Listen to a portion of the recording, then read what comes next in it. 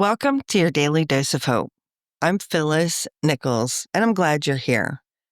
Now, I've been reading The Power of Moments, a book by Chip and Dan Heath, and it's got me thinking about how to stretch for insight. They explain in the book a concept that some of the most powerful moments in our lives, they're powerful because they provide us with unvarnished insight into ourselves.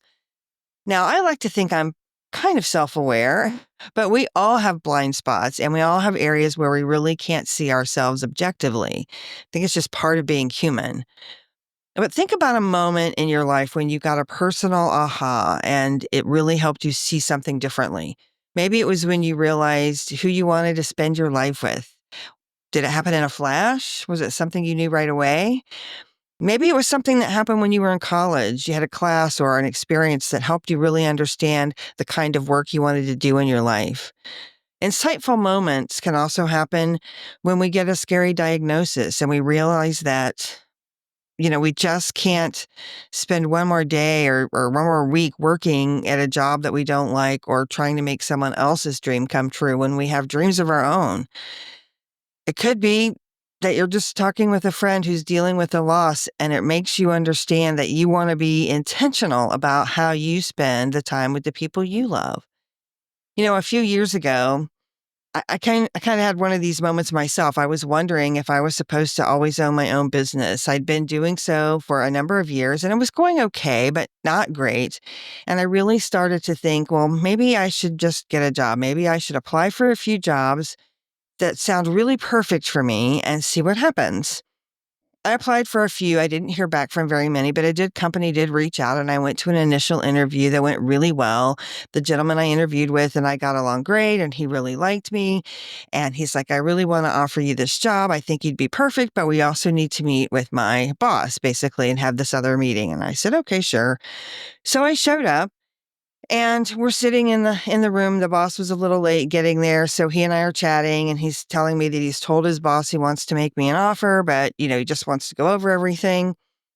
And the boss comes in, that goes really well. He seems like a really nice guy, and he's talking about the company and his role in the company, what they're hoping to do, that sort of thing. I'd been applying for a sales role, would have been outside sales in a B2B situation, which is work I had done very successfully for many years. So anyway, this all feels like it's coming together, and I'm actually starting to think like, "Oh my gosh, like, is this really what I want? Like, are they gonna make me an offer? Is this what I wanna do?"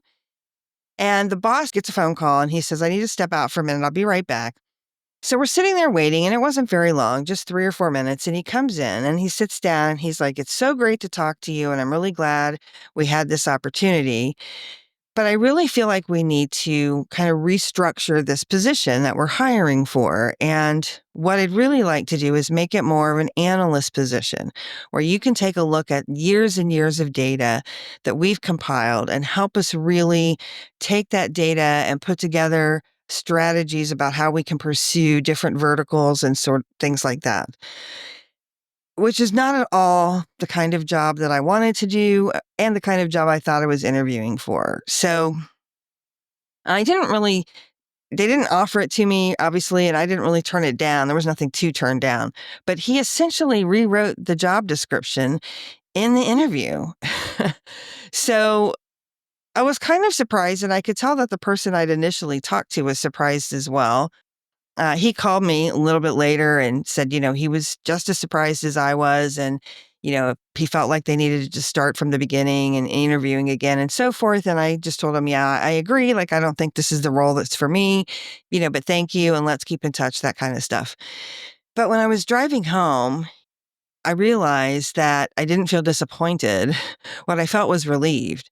And that's when I really was able to see clearly that I was definitely in the right place. I was pursuing a business that I liked, that I was good at, that I had the skills to do, and I was making an impact that I really enjoyed making.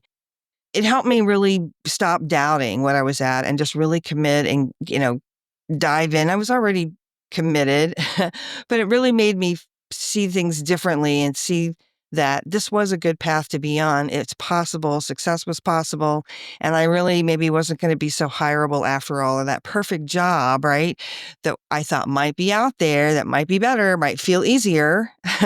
Maybe it wasn't out there after all.